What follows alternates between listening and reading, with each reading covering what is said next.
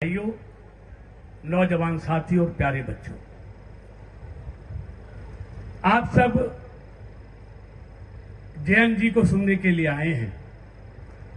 मैं तो फरीदाबाद से आप सब लोगों से बहन मिथिलेश के लिए वोटों की अपील करने के लिए आपके बीच में आया हूं। मैं कोई लंबा चौड़ा भाषण देने के लिए नहीं, पिछले 10 सालों में वो भी बताऊंगा मैं।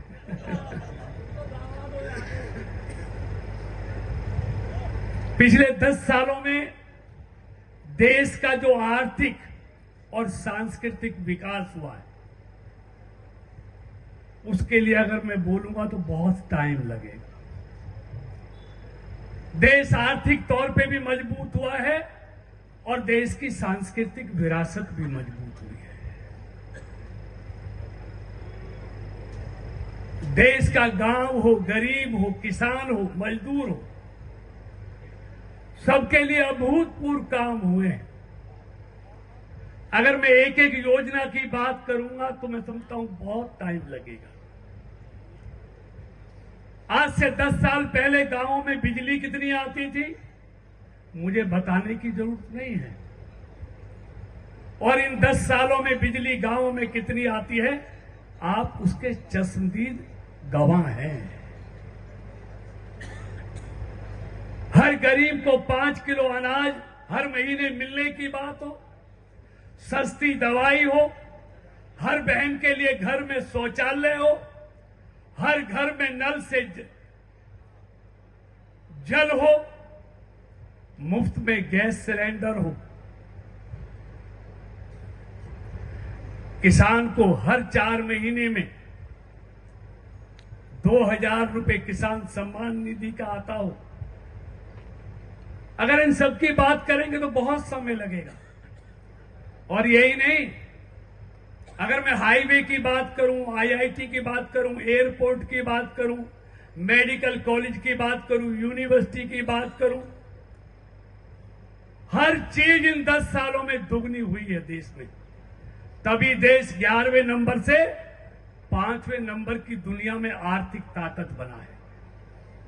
और 2027 तक, ये मैं नहीं कहता, दुनिया के बड़े से बड़े अर्थशास्त्री और अर्थशास्त्र पर काम करने वाली संस्थाएं ये कहती हैं, अगर भारत की गति यही रही तो 2027 में भारत जर्मनी और जापान को पीछे छोड़ते हुए दुनिया की तीसरी आर्थिक ताकत बनने वाला है।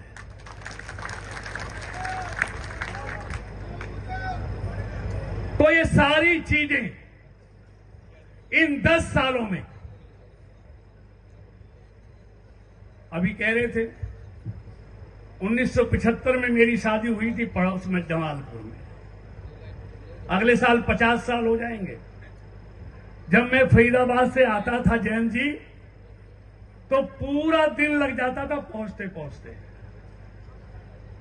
आज फरीदाबाद से 2 घंटे में जमालपुर पहुंचता हूं। तो ये परिवर्तन हुआ है, नहीं हुआ है? और यही नहीं, एक बार तो आता हूं जयंत जी, तो मैं कहता हूं सिर्फ हाईवे नहीं, कुछ भी लीजिए,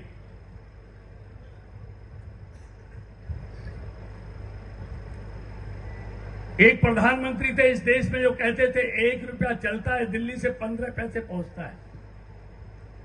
लेकिन मोदी जी ने इन 10 सालों में 50 करोड़ गरीब लोगों के एक बैंकों में खाते खोले। अगर आज 4 महीने में किसान के खाते में 2000 रुपए मोदी जी भेजते हैं तो 2000 ही आते हैं या 2-4 रुपए कम आते हैं। बीच का सारा अड़ंगा खत्म कर दिया। भ्रष्टाचार पर कैसे चोट की जाती है, कैसे एक एक पाई दिल्ली से चल के किसान के पास पहुंचती है, बीच में गड़बड़ नहीं होती, ये मोदी जी की सरकार ने करके दिखाया है। आज देश में अमन चैन है, ना कहीं दंगा है, ना कर्फ्यू है, ना बम ब्लास्ट है।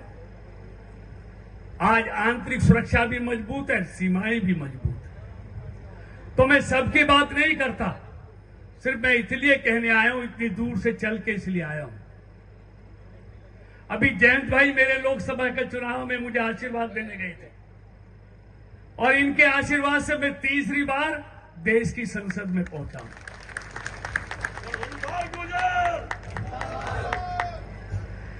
इसलिए जब इनके आशीर्वाद से मैं पहुंचा हूं तो मैं भी आपसे इन्हीं के उम्मीदवार के लिए अपील करने आया हूं। आपने क्रिकेट मैच देखा है ना? हम ये सोचते हैं क्रिकेट में जीत बॉलिंग से और बैटिंग से होती है, यही सोचते हैं ना? अच्छी बॉलिंग से, अच्छी बैटिंग से जीत होती है। ऐसा नहीं है, ये तो है ही, अच्छी बॉलिंग भी चाहिए, बैटिंग भी चाहिए, लेकिन जीत फील्डिंग से भी होती है, ये भी हम अच्छी तरह जानते हैं। तो इस चुनाव में बैटिंग और बॉलिंग तो करनी है, अच्छी फील्डिंग भी करनी है। कोई मतदाता ऐसा छूटना नहीं चाहिए जहां बहन मिथिलेश ना पहुंच पाए, हमारा और नेता नहीं पहुंच पाए, वहां हम सब ने पहुंचना है। कोई मतदाता ये ना कहे कि हमसे राष्ट्रीय लोकदल और भारतीय जनता पार्टी का कार्यकर्ता वोटों की अपील करने नहीं आया। जैसे घर में शादी होती है ना,